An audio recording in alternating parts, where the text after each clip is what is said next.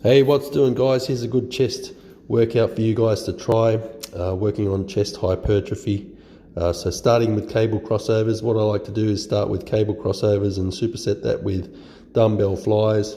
So I'm working the flex position with the cable crossovers, trying to get a big squeeze on the chest, and then straight to the dumbbell flies where I'm trying to stretch the chest right out. So with the cable crossovers, I try to keep the tension on the muscle the whole time. I'm really just focusing on the squeeze.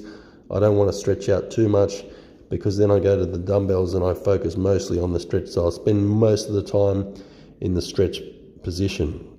So this is a great way to start your chest workout. Try and isolate the chest using these two movements.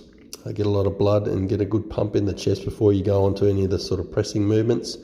I like to do 2 working sets. I work my way up to 2 working sets, and I go for about 12 to 15 reps. So the weight's kind of light, but you're just trying to get a good squeeze and then a good stretch on the chest.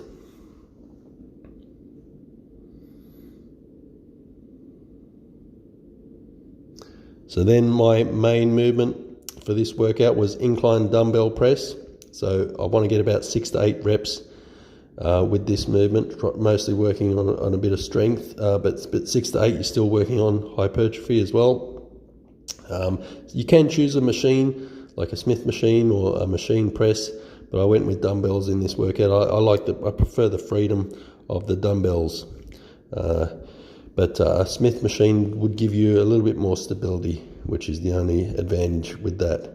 So I got about 8 reps with a good spot with this exercise, and then moved on to the next exercise, which is a seated chest press. So this is a beautiful machine that they've got at Metroflex, because it converges at the top and gets you a bit more squeeze on the chest. So I like to do about 2 working sets of this. With the incline dumbbell press, I just did 1 working set. With this, I'll go for 2 working sets, but I'm aiming between 8 to 12 reps. So this machine's giving me a lot of stability, and I can keep the tension on the chest the whole time.